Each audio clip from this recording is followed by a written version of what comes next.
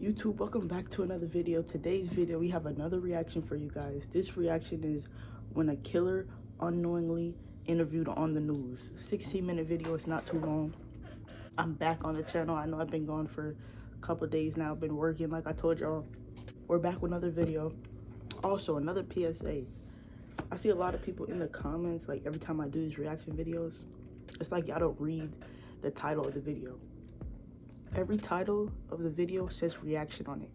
If you want to watch the original video, it's always in the bio. All you have to do is click the bio and the link is there. Y'all don't read the link and don't read the title.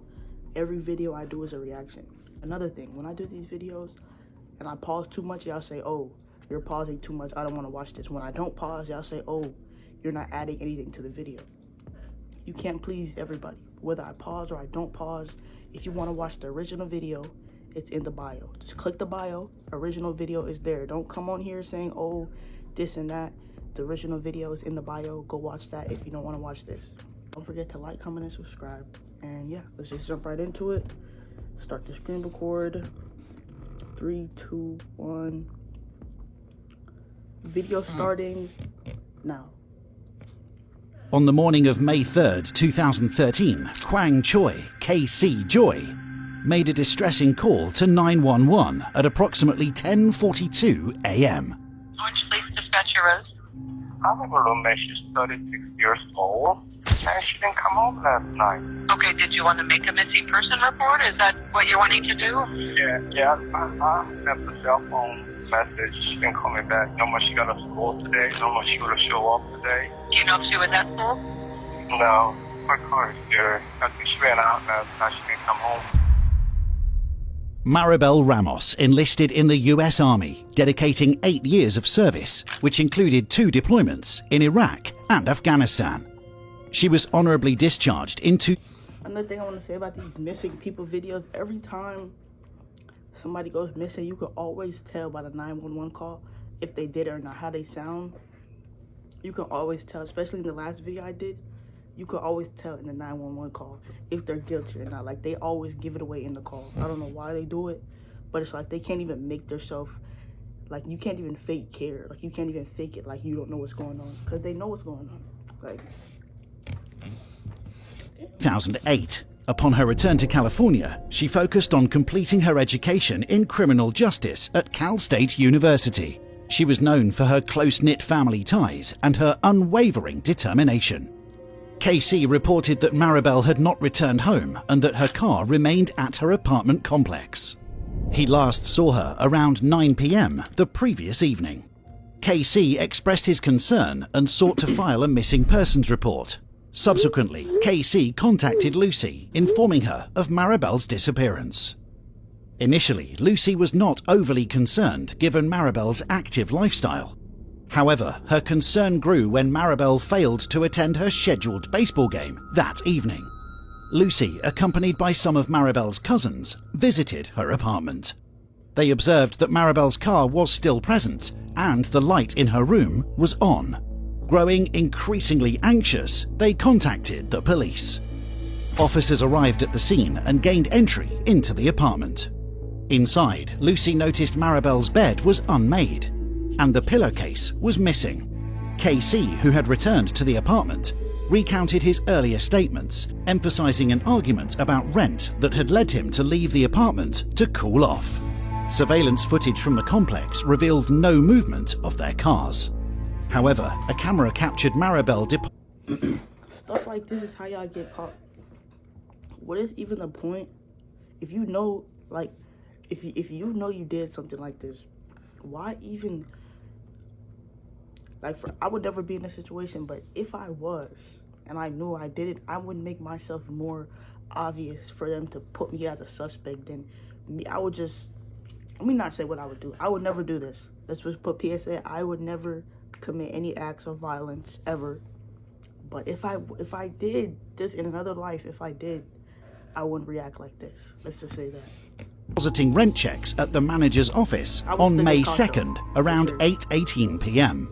Maribel appeared calm and composed in the footage. In an effort to find Maribel, Lucy turned to social media, posting her sister's photo and requesting information from the public. The police reviewed Maribel's phone records, revealing her last conversation was with Paul Lopez, a man she had been casually dating. Being the last person to have contacted Maribel, he was asked to come to the police department for questioning. Hey, Paul, what's your last name? How long have you been dating her? It's been like maybe a few months. Nothing's been like exclusive. It's just been, dating. Did she tell you to come over or anything like that, or did you want me to go over there? That night, no, I was working till midnight. Where do you work? The gas company. I was working the 4 to midnight shift. But you didn't see her on Thursday at all. I wasn't working. It's just as important for us to talk to you and free your name from any suspicion. And the way we do that is talking to you. And of course, looking at the phone records, you are the last person who talked to her. And then she disappeared. One thing I hate. So, One thing I hate about the police thing, I know they have to do their job to find who did it. But I seen interrogations where they're interrogating someone that had nothing to do with it, and they're like drilling him, like making it seem like he did it, trying to make him confess to something he didn't do. Whole time it was the person that called in that did it. Same with this case. The KC guy, he's the one that did it, and they got this random guy here just because he was the last one to talk to her. Now it makes it look like he did it. Whole time he was at work. that's like, That's you what know, I kind of think. huge, really. Paul seems too calm for a case that involves the disappearance of someone he had been dating. However, his strong alibi not only underlines that he is most likely innocent, but he also soon delivers essential information to the detectives that puts another person into the spotlight. His roommate, did she talk any further about him? She's always talked about him. In a frustrated way? She's always complained about him that he never has his rent on time. Pretty much, she was like letting me know like his whole life was just going. He was there, literally. I heard him. I can hear him in the background, and she was pretty much telling me just she wants him out. That she told him that he's gotta be out tomorrow. I kind of get like a little tough, saying like, all right, well, just make sure that he knows that if he's not out by tomorrow, that if his stuff isn't out, then I'm gonna get it and throw it out. I got you.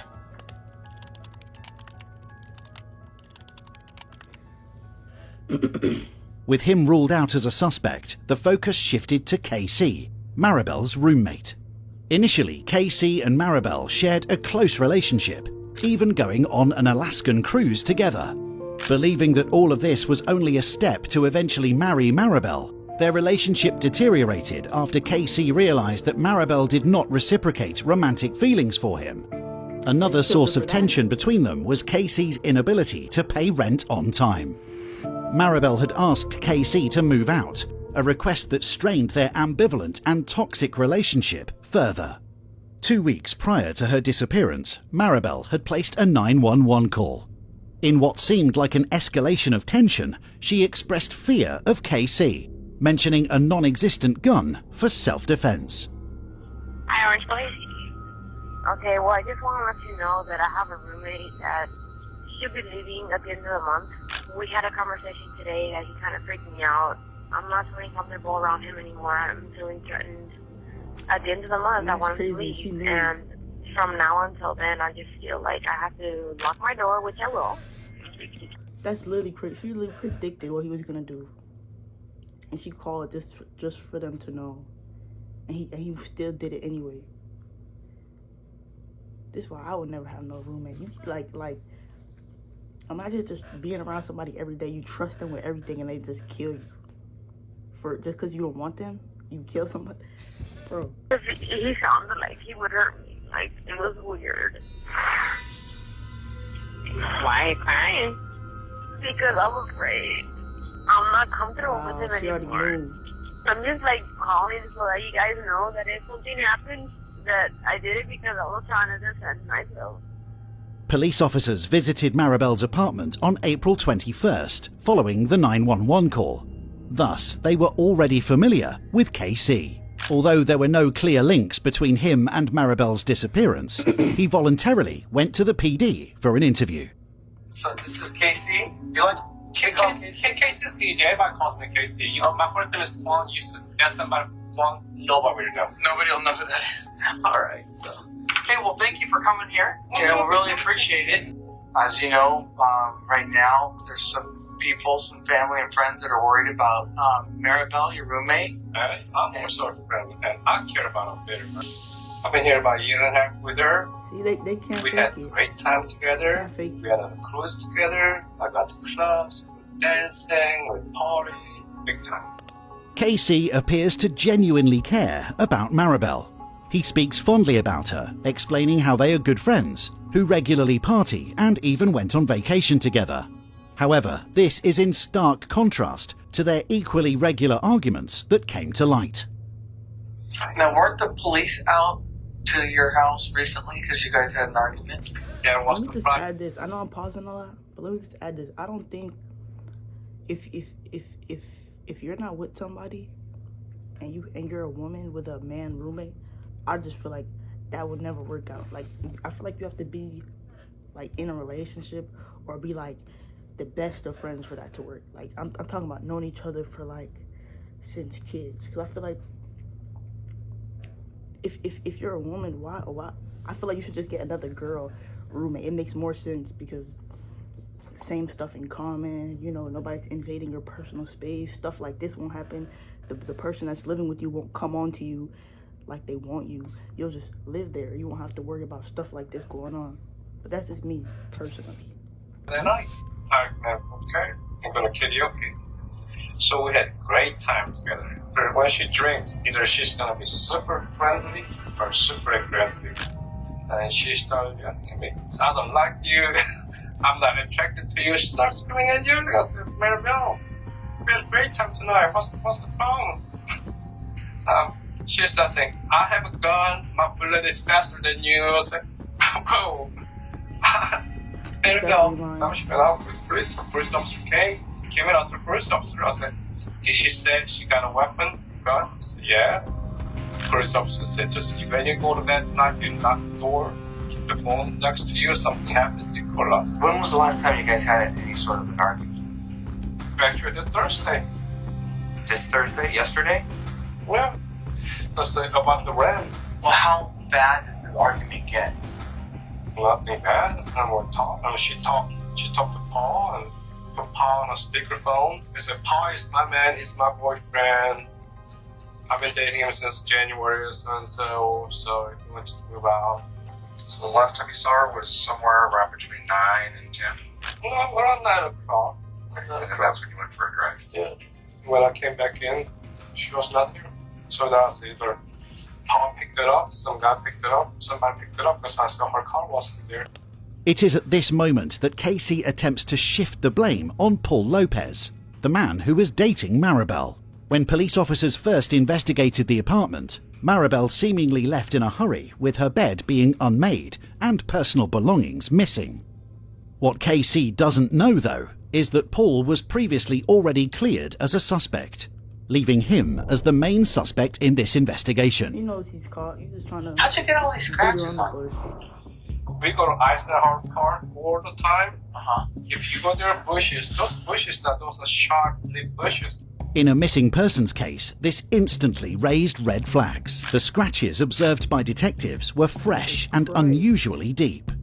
Interestingly, KC perfectly explained that his scratches were all from taking fishing lines out of bushes in Eisenhower Park. Unfazed by his defense, KC offered to show detectives what he exactly meant by going to the place where the scratches allegedly stemmed. Oh, that hole up there right now, can you shoot to the dock with a fishing line on there? Right. Grab it on. Right there. What were you doing when you got the scratches? I was in a flip-flop. And you fell down onto your knees and into the plant. Yeah, somewhere And there. then you just got back up. Unexpectedly, detectives were in disbelief as Casey's explanation held reasonable truth. There was no way of refuting what he was stating, and otherwise, there was also no evidence connecting him to the disappearance of Maribel.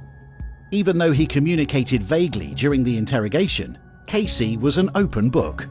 Fingerprints, DNA tests, searches through his... The part about this whole thing, the saddest part is, he did it, and he called this girl's sister, making it seem like he didn't know what was going on, making it seem like you did the right thing by reporting her whole time.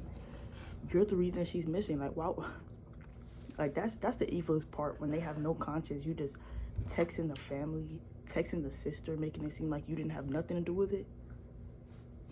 Like, rental car, Casey Joy volunteered everything, and shockingly, he turned out to be 100% clear. Several weeks after the disappearance of Maribel, detectives are searching through the apartment when they find a revealing piece of evidence. Maribel's blood-stained pajama top. Not only did it match with the pajama bottoms that she wore on the CCTV footage 2 days before going missing, this was supposed to be the bombshell evidence to finally link the perpetrator to Maribel's disappearance. However, when forensics results came back, the blood matched with Maribel only. This is Maribel Ramos' apartment where she was last seen 8 days ago. Her family says she left behind her much-loved dog, she left behind her vehicle, and there's been no recent activity on her cell phone or credit card. Cal State Fullerton student is now speaking out about... The media coverage of Maribel's case intensified, with KC participating in interviews where he expressed his love for Maribel and his cooperation with the investigation. She's my best friend. Actually, she's my only friend, only family member I have. And voluntarily, they want a DNA sample. They took a picture of my body. They will search the house without a search warrant. I'll give them a permission to do it. Go ahead, go forward. To the outside observer, KC comes across as an honest man who simply cares about wrapping the investigation up to find Maribel alive and well. It appears that he went out of his way to selflessly help the detectives out with their investigation, just like the good friend he portrays himself to be. In reality, however, things are darker than they seem. The thick accent that Casey Joy was talking in throughout the interrogation was completely fabricated. Friends were shocked when they were asked if this is how Casey always speaks. Combined with his vague responses, his accent is meant to make things more difficult for the detectives. On top of that, the relationship between Casey Joy and Maribel Ramos was much more complex. Their arguments and Maribel's 911 call that were addressed in the interrogation are not enough to get the full picture. While family and friends of Maribel knew that Casey was interested in seeking an intimate relationship with her, nobody had realized how obsessed he truly was with her. One day, when Maribel jokingly said that a tattoo would look good on him, he came back home with a giant tiger tattoo on his arm. He started dressing differently, and when it was suggested that he should date someone his age, he got plastic surgery, paying more than $10,000 to somehow appeal to Maribel. It is... Wait, we gotta go back. We gotta go way back. He got plastic surgery, paying more than $10,000.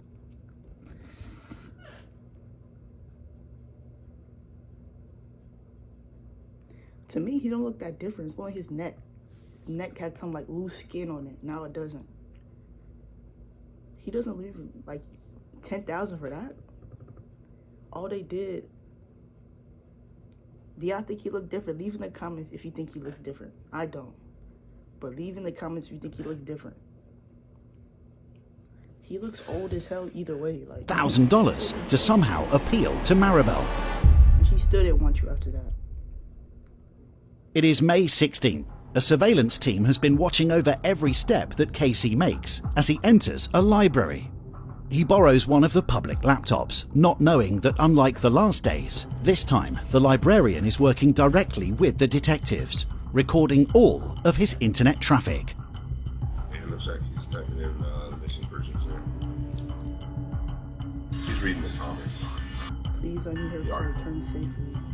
Looks like he's writing. There's some evil stuff right here. Knowing you did it, he's texting this. His internet search history quickly turns dark when he goes from job applications to searches that allude to his possible involvement in the murder of Maribel Ramos.